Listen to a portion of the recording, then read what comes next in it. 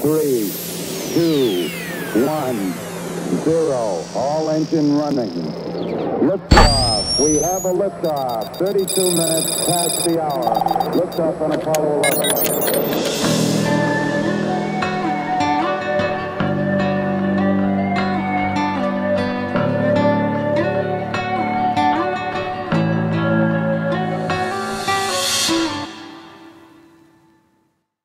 All right, well, welcome to Roots of Reality. I'm your host, Ben Baumann, and today I'm going to be talking about the history of religious intolerance.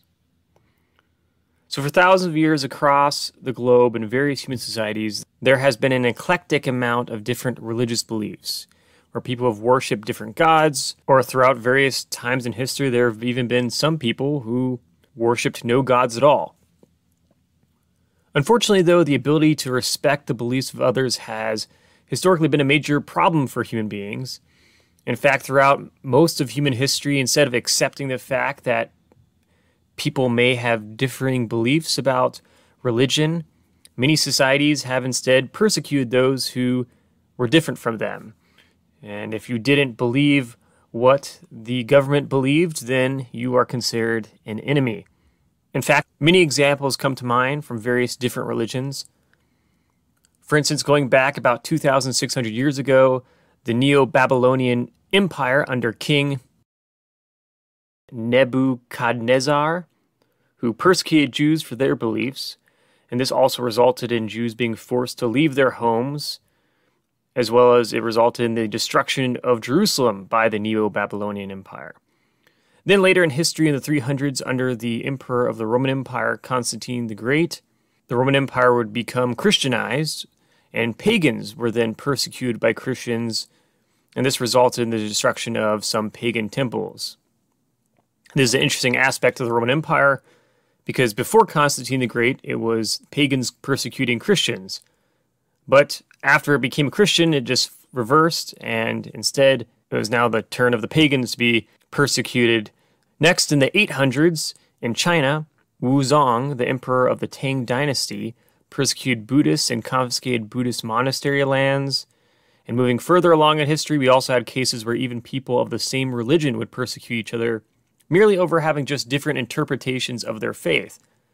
For example, for many years throughout history, Protestants and Catholics, both Christians, have had many issues with each other.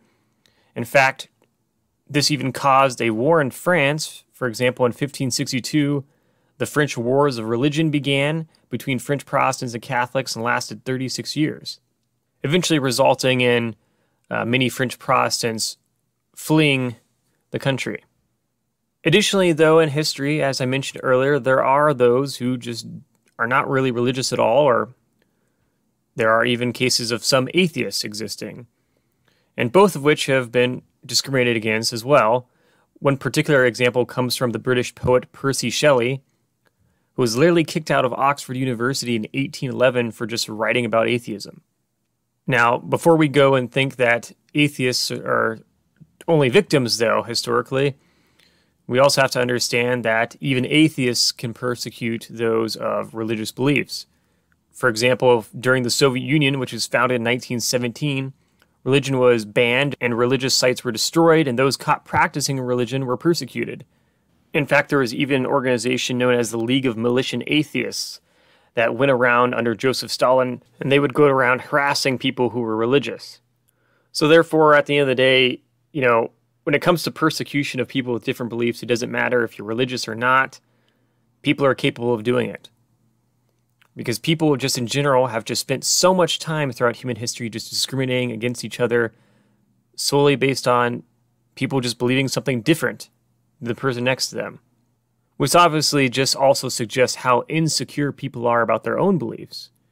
After all, why wasting time harassing others if you know they're wrong? I mean, shouldn't you feel confident enough to understand that it's unnecessary to try to go around converting people because you know you're right? However, instead, the idea of someone believing something different than you is so disturbing to you that you have to waste your time trying to convert people constantly and harassing them. mostly just because you probably deep down doubt your own religious beliefs or non-religious beliefs. And today, this just remains a major human problem that just won't seem to go away. Religious intolerance is this sort of disease that continues to impact countries around the world, whether they're atheistic countries or religious countries. For example, in modern China, Muslims and Buddhists face lots of discrimination. And in places like North Korea, religion is essentially banned and those caught practicing are imprisoned. On top of this, people who reject religion in general in nations like Afghanistan, Iran, and Saudi Arabia can even be sentenced to death. And around 40% of countries around the world have laws against criticizing religion. Beyond all of this, though, another aspect of religious intolerance is creating these conspiracy theories against those who are practicing a faith you don't like. For example, many Islamic nations promote various anti-Jewish conspiracy theories. For instance, over a decade ago in Egypt, Jews were falsely blamed for a series of shark attacks in Egypt. And lastly, thinking about the United States of America, a country known for a long history of freedom of religion and the freedom for people to believe in something or not believe in something. But even the United States has had its own issues with religious intolerance. Well, there are still many Americans today who believe in the pseudo-historical idea that the United States was founded as a Christian nation, despite the fact that the founders of the country were actually quite diverse in their interpretations of religion. Some who weren't very religious at all, others who were religious, and some who just were kind of a mix of both. And fortunately today, beyond this pseudo-historical idea of a Christian nation, there are also Americans that promote anti-Jewish and anti-Muslim conspiracy theories, claiming that the people of other religions are trying to destroy America or some other false conspiracy theory. For example, former American President Donald Trump has promoted conspiracy theories against both Jews and Muslims in the past.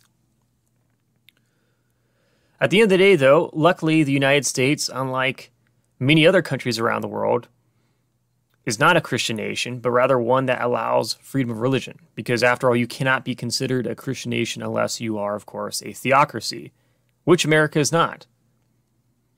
Now, that is not to say the U.S. culturally isn't majority Christian, because obviously it is. But the laws of the land are not that of a Christian nation. It's that of a country that is secular. At the moment, though, even the idea of secularism in the United States is starting to get a little bit more controversial, because there are many Christians in the United States who still struggle with this concept and insist that their specific interpretation of Christianity be forced upon others, regardless if they are actually based on Christian tradition or not. For example, there are many Christians who, have no actual understanding of early Christianity or ancient history or how the Christian religion came about. In fact, many just don't even understand the history of the biblical tradition, but rather just, pick up a Bible and start reading it, and then, cherry picking ideas from this book created, thousands of years ago, which was just a compilation of different religious texts combined together, rather than just being, this book that God created and just bestowed upon people on earth. It was really just a compilation of different ideas about religion. But regardless, many Christians today have a very shallow understanding of the biblical tradition and its history. Instead, use it to promote, their own political agenda. For example, talking about insisting that there's these extremely strict anti-abortion laws, or talking about creationism, rejecting the scientific concept of evolution, both of which, by the way, abortion and evolution, are not mentioned in the Bible, obviously.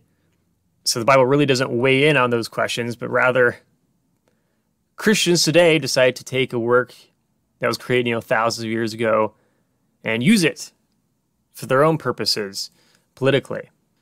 And additionally, if you're just trying to be scientific also about this, beyond religion, it takes several weeks for a fetus to even resemble a fully developed human being, and several more for it to feel pain or even be conscious. And as for creationism, there is obviously nothing in the Bible that says evolution isn't true, but rather it's just how people choose to interpret it. Even if you believe in a literal interpretation of the Bible, there's nothing that suggests that evolution can't be true.